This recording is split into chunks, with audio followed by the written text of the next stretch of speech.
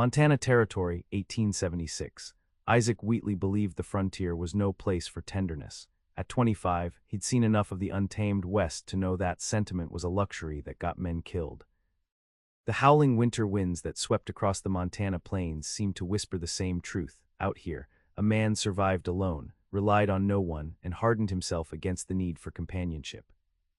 A late autumn chill settled across the rolling grasslands as Isaac pulled his wool collar higher against his neck. His breath fogged in the crisp air while he guided his dun gelding along the ridge overlooking Cottonwood Creek. 3 years of working cattle across Montana had taught him the rhythm of the seasons, and this one whispered warnings of an early, bitter winter. The tall, lean cowboy with sun-bronzed skin and sharp blue eyes had built his reputation on being dependable, taciturn, and solitary. The hands at the Broken Spur Ranch respected his skill with horses and cattle, but knew better than to invite him for cards or conversation around the bunkhouse stove. Isaac preferred it that way. No attachments meant no disappointments, no grief when the unpredictable frontier claimed another life. His father's dying words still haunted him. The land takes everything eventually, son. Best not give it your heart to break as well. The distant smoke from a chimney caught Isaac's attention as he guided his horse down toward the small homestead nestled in a protected hollow. The Vandermeer's place, a modest operation with a sturdy cabin, small barn, and newly fenced fields, had appeared 6 months ago when the Eastern family had staked their claim. Isaac had watched their feudal struggles from a distance with a mixture of pity and resignation. Tenderfeet rarely lasted a full season before the brutal realities of frontier life sent them scurrying back east.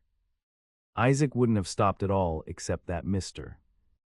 Vandermeer had arranged to purchase 2 horses from the Broken Spur, and the ranch foreman had volunteered Isaac for the delivery.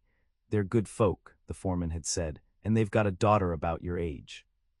Might do you good to remember what civilization looks like." Isaac had grunted noncommittally. Women were another complication the frontier didn't forgive. He'd seen too many widows left destitute, too many graves of young mothers who died bringing new life into this unforgiving land. No, Isaac Wheatley had long ago decided his only companions would be his horse, his rifle, and the vast Montana sky. As he approached the homestead, he noticed the broken wheel on the family's wagon and the unfinished state of the root cellar, critical preparations neglected with winter closing in. The Vandermeers wouldn't survive February without help, but that wasn't his concern. He'd deliver the horses, collect payment, and be gone before sunset. A young woman emerged from the cabin, wiping her hands on her apron. Even from a distance, Isaac could see she wasn't what he'd expected. No pale, wilting eastern flower, but a straight-backed figure with purpose in her stride. As he drew closer, his practiced indifference faltered.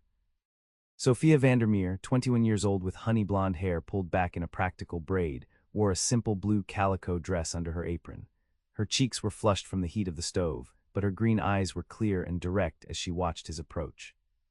She carried herself with quiet dignity that seemed out of place in this rough country.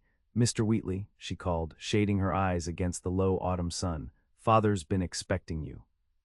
Isaac tipped his hat, suddenly aware of 3 days' worth of trail dust on his clothes. "Ma'am, I've brought the horses from Broken Spur." Father rode into town for supplies. Something in her expression tightened. The doctor sent word that Mother's medicine arrived. "He won't be back until tomorrow." Isaac nodded, keeping his face impassive despite his irritation. He'd ridden half a day for nothing. "I'll return when he's available." "You've come all this way," Sophia said. "At least stay for a meal before heading back. The sun will be setting soon, and the temperature drops quickly this time of year." "I know the country, ma'am," he replied, perhaps more curtly than intended. She smiled slightly. "I'm sure you do. But I've just finished making venison stew and sourdough bread, and it seems a shame to send anyone away hungry when there's plenty to share." Isaac hesitated. The sensible thing would be to decline, to maintain the distance he kept between himself and others. But the aroma drifting from the cabin made his stomach remind him that jerky and cold biscuits had been his only companions for the past 2 days. "I suppose I could water the horses first," he conceded. Sophia nodded. "The well's around back. I'll set another place at the table." The simple domestic scene inside the Vandermeer cabin struck Isaac with unexpected force. The rough-hewn table was set with mismatched china that looked oddly dignified against the frontier backdrop. A faded quilt hung on one wall, clearly a treasured possession brought from their former life. Books lined a small shelf, and dried herbs hung from the ceiling beams. My mother taught me that civilization isn't in the building, but in how people treat one another, Sophia explained, noticing his glance around the modest cabin. Even here, especially here, we try to remember that. She served the stew in deep bowls, the rich aroma of venison, carrots, and herbs filling the small space. The sourdough bread was fresh and warm, and Isaac found himself eating with an appreciation that went beyond mere hunger. "This is good," he said simply, surprising himself with the admission. Sophia smiled. "Food tastes better when shared, don't you think?" Isaac didn't answer. He couldn't remember the last time he'd eaten at a proper table, with someone across from him who seemed genuinely interested in conversation. "How long have you worked for the Broken Spur?" she asked. 3 years, he hesitated, then added, "Came up from Wyoming after the war. And before that, Virginia, my family had a small farm." He didn't mention how the war had taken his 2 brothers, or how his parents had died of fever the year after he returned. Sophia seemed to sense his reluctance. "We came from Pennsylvania. Father was a schoolteacher, but Mother's health required a drier climate. The homestead opportunity seemed providential." Her expression clouded slightly. "Though I don't think any of us truly understood what we were undertaking." Isaac glanced toward the window, where the approaching winter darkness gathered. "It's a hard land, Miss Vandermeer." "Sophia, please," she refilled his coffee cup. "And yes, we've discovered that, but it's also beautiful in ways I never imagined. The first time I saw the prairie in spring, covered in wildflowers, I understood why people risk everything to start anew here." Something in her voice, a blend of hard-earned wisdom and persistent hope, made Isaac look at her more carefully. Her hands showed the calluses of someone unafraid of work, yet she maintained a gentleness that frontier life hadn't yet stripped away. "Your father shouldn't have gone to town alone this time of year," Isaac found himself saying. "Weather can turn without warning." Concern flashed across Sophia's face. He insisted, "Mother's medicine couldn't wait." "How is your mother?" "Consumption," she said quietly. "The dry air helps, but the winters are hard on her." Isaac nodded, suddenly understanding the stakes for this family. Without the mother's medicine, without proper preparation for winter, the Vandermeers were in genuine peril. As he finished the meal, Isaac made a decision that went against every rule he'd set for himself. "I should check your root cellar before I go, and that wagon wheel needs fixing if your father's to make it through winter for supplies." Surprise and something like relief crossed Sophia's face. "We'd be grateful for any advice." "More than advice," Isaac heard himself say. "I'll help finish it, no sense in waiting." The next morning found Isaac digging out the root cellar while Mr. Vandermeer, who had returned safely the night before, worked alongside him. The older man was intelligent and determined, but clearly out of his depth with the physical demands of homesteading. "We're in your debt, Mr. Wheatley," Vandermeer said as they shored up the earthen walls with timber. "Just Isaac," he replied, uncomfortable with gratitude. "And it's nothing. Won't take but a day to get this ready for your winter stores." From the corner of his eye, Isaac watched Sophia hanging laundry, her movements efficient despite the cold wind that whipped her skirts around her ankles. When she caught him looking, she smiled, a simple gesture that caused an unexpected warmth to spread through his chest. By mid-afternoon, Isaac had repaired the wagon wheel and helped Vandermeer butcher a deer that would provide meat for the coming weeks. The physical labor felt good, purposeful in a way that his usual solitary work sometimes lacked. As the sun began its early winter descent, Sophia appeared with a basket. "I thought you might be hungry," she said, setting out bread, cheese, and apple slices on a clean cloth.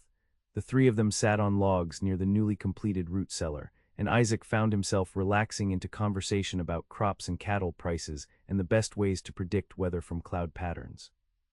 It was ordinary talk, the kind exchanged between neighbors, yet it filled some empty space inside him he hadn't acknowledged. "You should stay another night," Mr. Vandermeer offered. "The temperature's dropping fast." Isaac knew he should refuse, should return to the familiar isolation of the bunkhouse. Instead, he heard himself accepting, with the excuse of wanting to check the horses one more time before finalizing the sale. That evening, after Mr. Vandermeer had retired and Mrs. Vandermeer had been helped to bed, Isaac found himself alone with Sophia by the fireplace. "Thank you," she said softly, her hands busy with mending. Father would never admit it, but we needed help. Anyone would have done the same, Isaac replied, uncomfortable with her gratitude. Sophia looked up, her green eyes reflecting the firelight. No. Most would have delivered the horses and left, especially after finding father absent. You chose to stay. I wasn't raised to leave folks unprepared for winter, he said gruffly. Is that all it was? Duty? There was a gentle challenge in her voice that made Isaac shift in his chair. What else would it be? He countered. Sophia set her mending aside. Perhaps a recognition that surviving out here doesn't have to mean surviving alone. The words struck closer to home than Isaac wanted to admit. Alone is safer, he said. Fewer complications. Fewer joys too, Sophia's gaze was direct.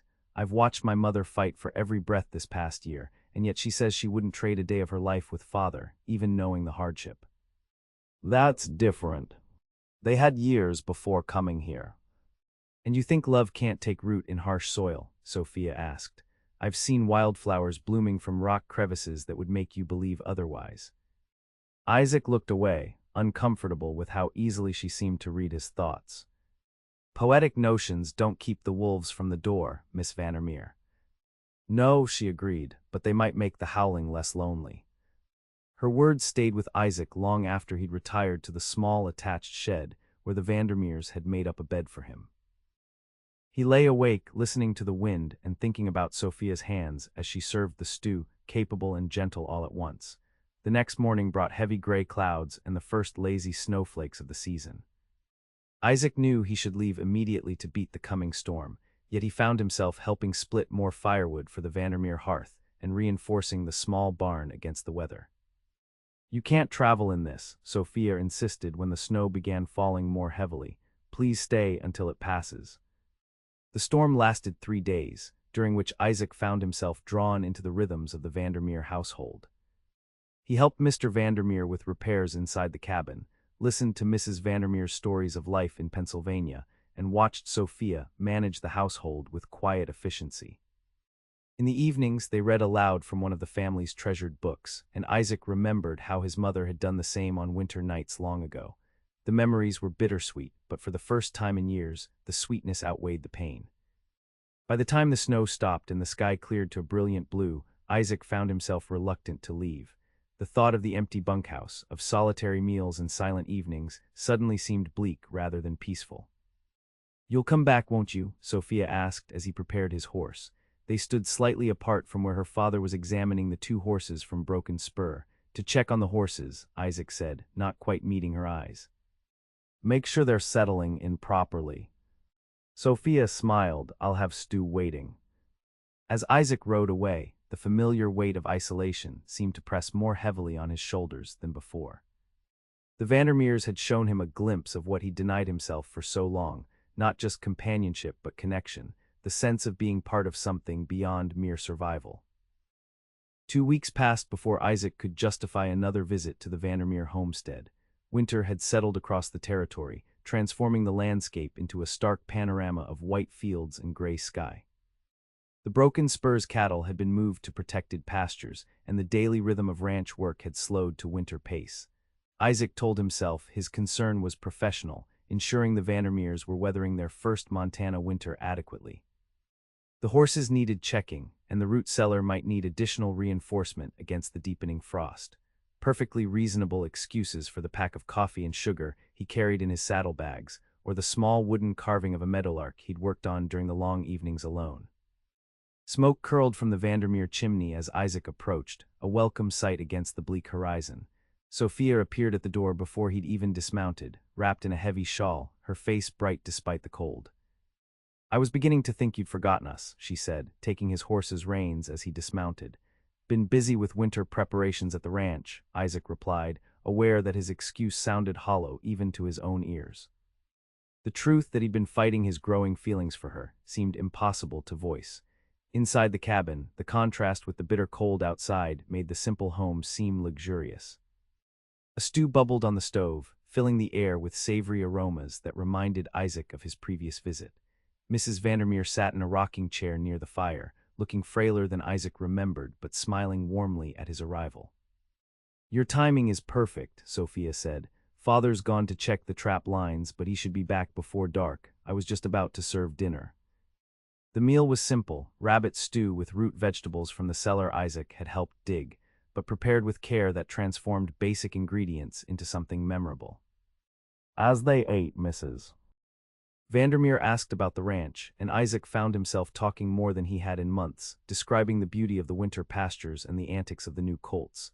You have a gift for observation, Mrs. Vandermeer noted. James, Mr. Vandermeer, always said the best teachers are those who truly see the world around them. Isaac would make an excellent teacher, Sophia agreed, her eyes meeting his across the table. He explained more about cattle and horses in one afternoon than all the books father brought west. Isaac felt his face warm at the praise, just practical knowledge, nothing like book learning. All knowledge has value, Mrs. Vandermeer said, her voice gentle but firm. The mistake we Easterners often make is thinking our kind of learning is the only kind that matters. Out here, your wisdom keeps people alive. After the meal, while Mrs. Vandermeer rested, Sophia invited Isaac to walk with her to check on the chickens in their small coop. The cold air bit at their faces as they crossed the yard, their breath creating clouds in the winter light. I wanted to thank you properly, Sophia said as they reached the shelter of the coop's lee side. Father says we might not have survived this winter without your help with the preparations. You would have managed, Isaac replied, uncomfortable with her gratitude. Sophia shook her head, perhaps eventually, but at what cost? Mother's health is precarious enough without adding cold and hunger. She looked toward the cabin. She means everything to us. You're very devoted to your parents, Isaac observed. They gave up everything to come west for Mother's health. How could I do less than stand beside them? Sophia's expression was resolute. Family is worth any sacrifice. The word family stirred something painful in Isaac's chest. Not everyone feels that way. You lost yours in the war, Sophia asked gently. Isaac nodded, surprised at how easily she had discerned what he rarely discussed.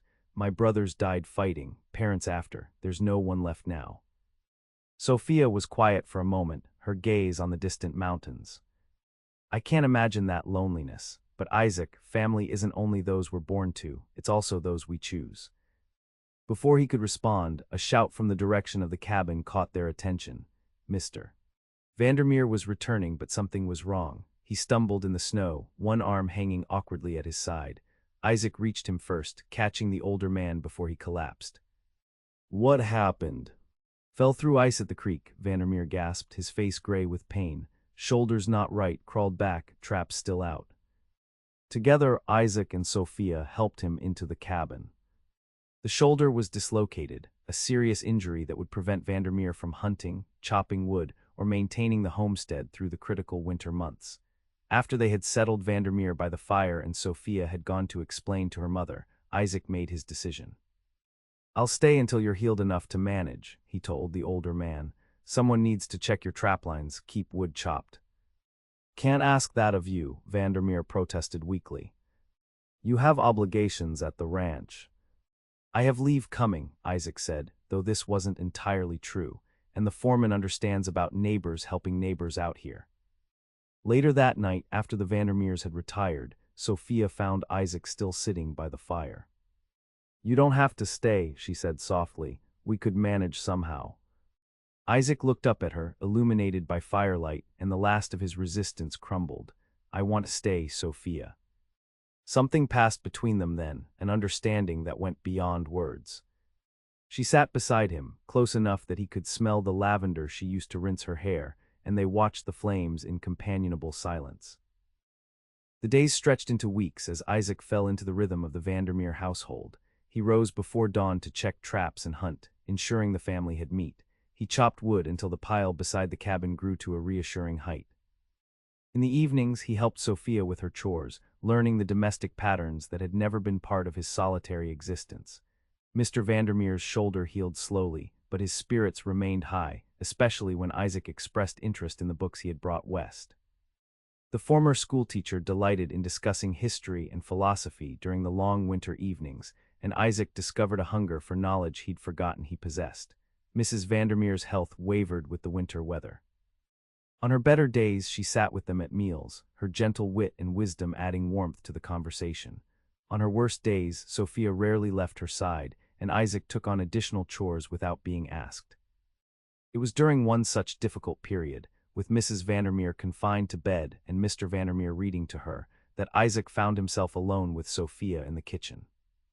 She stood at the stove, stirring a pot of soup, her shoulders tense with worry. "She'll rally," Isaac said gently. "She's stronger than she looks."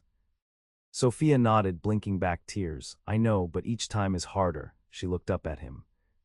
"Thank you for staying, Isaac. I don't know how we would have managed." "I've never minded being useful," he replied.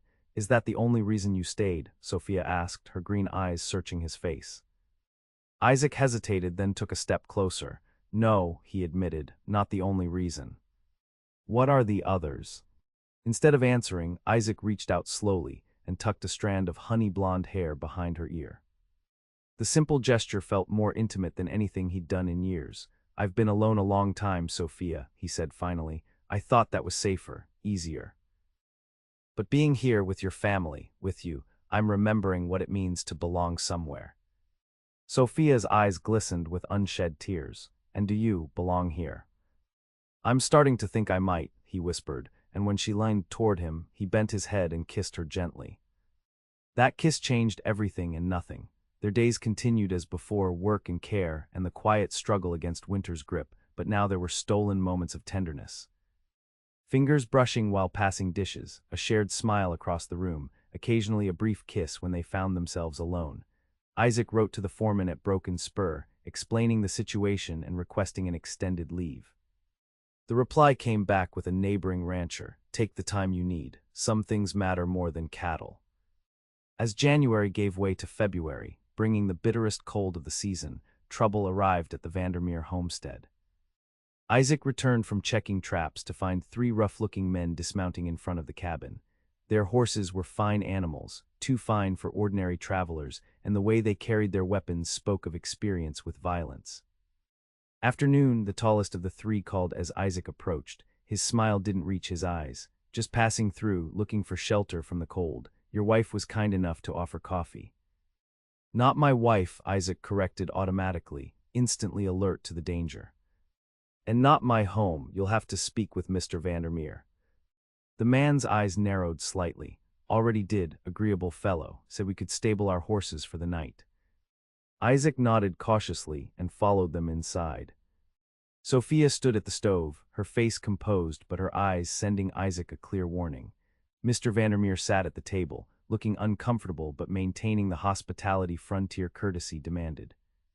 The strangers introduced themselves as cattle buyers heading north, but Isaac recognized the lie immediately. Their clothes were too fine beneath the trail dust, their manner too calculating. One kept glancing toward the small desk where Vandermeer kept the family's meager savings. Throughout the tense meal Sophia served, Isaac watched the men carefully, noting the way they exchanged glances and positioned themselves strategically around the cabin. These were outlaws, probably part of the Caldwell gang that had been raiding isolated homesteads across the territory. As darkness fell and the Vandermeers prepared for sleep, Isaac made a show of heading to the shed where he still slept. Instead, he circled around to the small barn, retrieving his rifle and checking that it was loaded. The night was bitter cold, the stars like ice crystals against the black sky, as he positioned himself where he could watch both buildings. His vigilance was rewarded shortly after midnight when two of the men emerged from the cabin, moving silently toward the barn where the third kept watch. Isaac waited until they were halfway across the yard. "That's far enough," he called, his rifle raised. "Whatever you're planning ends now." The men froze, then the leader laughed. "Just checking on our horses, friend." "With your saddlebags," Isaac nodded toward the bags slung over their shoulders, bulging with items taken from the cabin. "Drop them and your weapons, then mount up and ride out. Don't come back." For a tense moment, Isaac thought they would fight.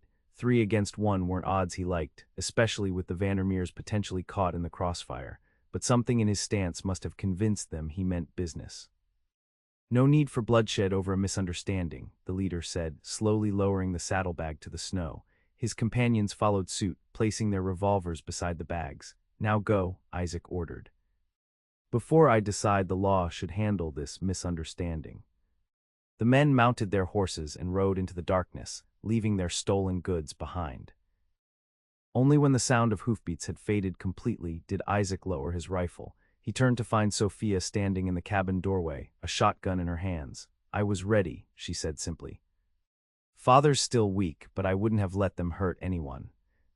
Isaac looked at her with new eyes, this young woman who combined gentle compassion with steel resolve. "I believe you." "How did you know?" she asked as they carried the abandoned saddlebags back inside. "Recognized the leader," Isaac admitted. "He rode with Caldwell last year when they hit the Simmons place over in Paradise Valley. The law's been after them since." Sophia's face paled. "The Simmons, they were killed." Isaac nodded grimly. "That's why I stayed outside tonight. I couldn't be sure, but something didn't feel right." Mr. Vandermeer, awakened by their return, listened to Isaac's explanation with growing concern. "We owe you our lives, it seems," he said. "Again?" Isaac shook his head. "Anyone would have done the same." "No," Vandermeer replied firmly. "Most wouldn't, most couldn't." He glanced at his daughter, then back at Isaac. "I think perhaps God sent you to us for more than just delivering horses." The incident with the outlaws changed the dynamic between Isaac and the Vandermeers. No longer just a helpful neighbor, he had become their protector, integrated into the family's daily life in ways that went beyond mere practicality. Mrs. Vandermeer, recovering from a difficult week, began referring to Isaac as "our young man" when speaking to her husband, while Mr. Vandermeer increasingly consulted him on decisions about the homestead's future. But it was the change in Sophia's demeanor that affected Isaac most profoundly. The careful distance she had maintained, even as their feelings grew, dissolved into an openness that both thrilled and terrified him. She spoke of spring planting and summer preserving as if it were natural that he would be there to see the seasons change. One evening in late February, when a rare warm spell had melted some of the snow and hinted at the distant promise of spring, Isaac found Sophia standing outside, gazing at the stars. "My mother is asking when we're going to stop pretending," she said without preamble as he joined her. Isaac felt his heart skip. "Pretending what?" Sophia turned to face him, her expression serious in the starlight. "That you're just helping neighbors through a difficult winter, that you don't have feelings for me, that you aren't already part of this family in all the ways that matter." "Sophia, I understand if you're not ready," she continued quickly. "Or if your plans don't include settling down. You've lived differently for so long, and we haven't even known each other a full season yet. But Isaac, I need to know if there's a future here, or if when spring comes you'll ride away and will just be a winter memory." The question hung between them, unavoidable and essential. Isaac had been avoiding this reckoning, telling himself that the present moment was enough, that planning beyond the next day was a luxury the frontier didn't permit, but Sophia deserved honesty. "I don't know how to be part of a family anymore," he admitted. "I've been alone so long, I'm not sure I remember how to be anything else." Sophia's face fell slightly, but she nodded. "I understand." "No," Isaac said, taking her hands. "I don't think you do. I'm not saying I don't want this, your family, a life here. I'm saying I'm afraid I'll fail at it. That I won't know how to be what you need." "Oh, Isaac," Sophia's voice softened. "Don't you see, you already are what we need, what I need. You don't have to become someone different to belong here. You just have to stay." "And if I'm still learning how to care for people properly?" he asked, the vulnerability in his voice surprising even himself. Sophia stepped closer, her face tilted up to his. "Then we'll learn together." "That's what family does." When he kissed her this time, it felt like a promise, like the first step on a path he'd thought forever closed to him. The next day, Isaac rode to the Broken Spur to speak with the foreman. The conversation was brief but consequential. Isaac would finish out his contract through spring roundup, but afterward, he would be leaving to establish his own place. "Can't say I'm surprised," the foreman said, studying Isaac's face. "You've changed these past months, found something worth settling for, have you?" "Someone," Isaac corrected, "and her family." The foreman nodded. "The Vandermeers seem like good folk." "That girl's got spirit, from what little I saw of her." "She does," Isaac agreed, unable to keep a smile from his face. "More than enough to match this country." "Well, you'll need help raising a cabin before you can properly court her," the foreman said practically. "Count on the boys and me after roundup." Isaac rode back to the Vandermeer homestead with plans taking shape in his mind. The adjacent section of land, equally protected by the same fold of hills, with good water access, was still unclaimed. With the foreman's promise of help and his own savings, he could establish a modest ranch that would complement the Vandermeer's farming operation. He found Mr. Vandermeer outside splitting kindling, his injured shoulder finally strong enough for light work. The older man listened to Isaac's proposal with growing enthusiasm. "Nothing would please me more than having you as a neighbor, and eventually more than a neighbor, I suspect," Vandermeer said, his eyes twinkling. "Sophia has always had excellent judgment, but are you certain this is what you want? Ranching on your own is different from working for wages." "I've never been more certain of anything," Isaac replied honestly. "This past winter has shown me that everything I thought I knew about surviving out here was incomplete. A man needs more than shelter and food. He needs purpose, connection." He hesitated, then added, "With your permission, I'd like to court your daughter properly once I'm established." Vandermeer clasped his hand firmly. "You already have my blessing, son. But it might be wise to speak with Sophia directly. She has definite ideas about her future." Isaac found Sophia in the root cellar, taking inventory of their remaining winter stores. Sunlight slanted through the open door, illuminating dust motes around her as she worked. "We'll need to expand this next fall," she said without looking up. "Plant more potatoes and carrots. The turnips lasted well, but we should try parsnips too." "I agree," Isaac said, stepping into the earthy coolness of the cellar, "especially since we'll be feeding 2 households by then." Sophia turned, her eyebrows raised. "2? I've spoken with your father," Isaac explained. "I'm filing a claim on the adjacent section after spring roundup. With help, I could have a cabin raised by midsummer. Nothing fancy at first, but—" He didn't get to finish because Sophia crossed the space between them and threw her arms around his neck. "You're staying," she breathed, "truly staying." "If you'll have me," he said, holding her close. "Not just as a neighbor, but eventually, if you're willing, as a husband." Sophia pulled back enough to look into his face, her eyes shining. "I've been willing since you spent 3 days helping dig our root cellar without a single complaint, but I'd nearly given up hope you'd ever ask." "I'm a slow learner," Isaac admitted with a smile. "But I get there eventually." The spring thaw brought challenges: mud that seemed bottomless, late snowstorms that threatened new calves at the broken spur, the constant work of preparing fields for planting. But it also brought renewal.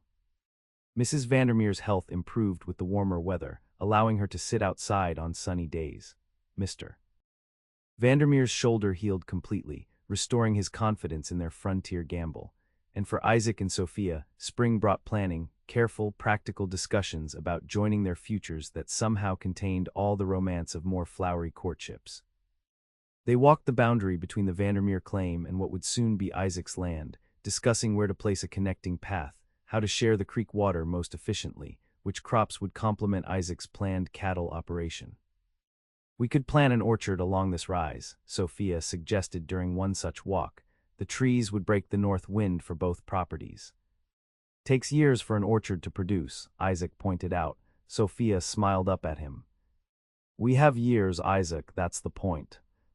The statement, so simple yet profound, struck Isaac deeply. Yes, they had years. He was planning for years, for decades, something he hadn't allowed himself to imagine since the war had taken his brothers. Spring roundup kept Isaac at the broken spur through most of April and May, but he rode to the Vandermeer homestead whenever he could steal a day. Sometimes he brought supplies from town, seeds for Sophia's garden, medicine for Mrs. Vandermeer, books Mr. Vandermeer had ordered. Other times he came with only himself to offer, spending long days helping with spring planting or repairing winter damage to the cabin. By June, Isaac's claim was filed and approved, and the promised cabin raising brought half the broken spur crew to the site Isaac had chosen, a gentle slope overlooking the creek, visible from the Vandermeer place but far enough to give both households privacy. The men worked with the efficiency of those accustomed to building shelter in harsh country. Sophia and her mother provided food for the workers, hearty stews, fresh bread, and pies made from dried apples they'd been saving for a special occasion. As the basic structure took shape, one large room with a stone fireplace, small windows facing east and west to catch the light, Isaac felt a sense of permanence he hadn't experienced since before the war. This wasn't just shelter. It was the beginning of a home. On the final day, as the last of the roof was being secured, Sophia brought Isaac a midday meal. They sat together on a fallen log at the edge of what would become his front yard, looking over the valley where their futures would unfold. "It will need a woman's touch," Sophia said, gesturing toward the cabin. "Is that an offer?" Isaac asked, taking her hand. "More of an observation," she replied with a smile. "But yes, it's also an offer." "Whenever you're ready." Isaac studied her face, the intelligence in her green eyes, the strength in her jawline, the quiet confidence she'd maintained through all the hardships of frontier life. "I was thinking September," he said. "After harvest but before the weather turns. Would that suit you?" Sophia's smile widened. September would be perfect. The summer passed in a blur of activity, as Isaac divided his time between finishing his contract at the Broken Spur and establishing his own place. He purchased a small herd of cattle with his savings, built corrals and a modest barn, and gradually furnished the cabin with items both practical and personal. Sophia and her mother sewed curtains for the windows and a quilt for the bed that would eventually be theirs together. Mr. Vandermeer helped Isaac construct simple furniture, a table, chairs, shelves for books they would collect over the years. By August, Isaac's cabin was ready enough that he moved in permanently, leaving the bunkhouse life behind. The solitude, once his refuge, now felt different, temporary, expectant, filled with possibility rather than emptiness. Each evening, he joined the Vandermeers for supper, sometimes bringing meat he'd hunted or fish he'd caught in the creek that ran between their properties. After the meal, they would sit together on the porch if the weather allowed, planning for the coming seasons and years with a confidence that would have seemed foreign to Isaac just months before. One evening in late summer, as golden light stretched across the valley and the first crisp hint of autumn touched the air, Mrs. Vandermeer turned to Isaac with a thoughtful expression. "I've been thinking," she said, her voice stronger than it had been during the winter, "about the first meal Sophia made for you. Do you remember it?" Isaac nodded, smiling at the memory. "Venison stew and sourdough bread. Best meal I'd had in years." "I knew then," Mrs. Vandermeer continued, "that you'd be part of our family. The way you looked at her when you thought no one was watching, like she'd offered you something far more precious than just food." She had, Isaac admitted, glancing at Sophia, who was listening with pink-tinged cheeks. "Though I didn't recognize it right away." "What was it," Sophia asked softly, "that I offered?" Isaac reached for her hand, no longer hesitant about showing affection in front of her parents. "A place at the table," he said simply. "A reminder that life isn't meant to be faced alone." September arrived with perfect weather, clear skies, moderate temperatures, and the landscape dressed in its early autumn finery. The harvest was in, the cattle settled in their pastures, and both homesteads prepared for the coming winter with a thoroughness born of last year's experience. On the third Saturday of the month, neighbors from nearby homesteads and ranches gathered at the Vandermeer place for a celebration combining harvest festival and wedding. The ceremony itself was simple, performed by a circuit-riding preacher who had arrived just the day before, his timing either fortunate or divinely ordained, depending on who was asked. Sophia wore a dress of deep blue, not new, but carefully altered by her mother to suit the occasion, with wildflowers in her honey-blonde hair.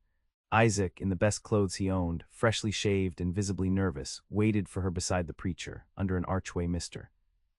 Vandermeer had constructed from saplings and woven with late-blooming asters. The vows they exchanged were traditional, but spoken with a conviction that brought tears to more eyes than just Mrs. Vandermeer's. When the preacher pronounced them husband and wife, Isaac kissed his bride with a tenderness that belied the strength in his work-roughened hands. The celebration afterward featured enough food to satisfy even the hardiest appetites: venison, rabbit, fresh vegetables from both gardens, pies and cakes contributed by neighboring women, and a special wedding stew Sophia had prepared, reminiscent of the first meal she had cooked for Isaac nearly a year before. As twilight descended and lanterns were lit, the foreman from Broken Spur raised his cup in a toast. "To Isaac and Sophia," he called, his voice carrying across the yard where tables had been set up. "May your partnership be as strong as the land you're building on, and your happiness as endless as the Montana sky."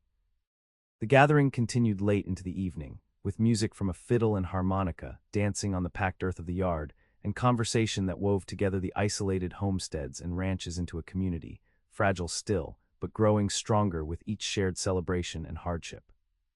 When the last guests had departed and the Vandermeers had retired to give the newlyweds privacy, Isaac and Sophia walked hand in hand toward their own cabin, now truly a home.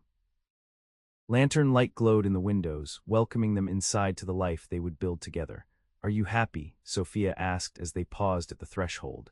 Isaac looked down at his bride, at the woman who had transformed his understanding of what the frontier could be. "More than I ever thought possible," he answered honestly. "You've given me back things I thought were lost forever: family, purpose, hope. And you've given me strength I didn't know I needed," she replied, reaching up to touch his face. "We're going to build something beautiful here, Isaac, something that will last." Isaac lifted her into his arms to carry her across the threshold, a tradition Mr. Vandermeer had insisted was essential. "We already have," he said as he set her gently on her feet inside their home.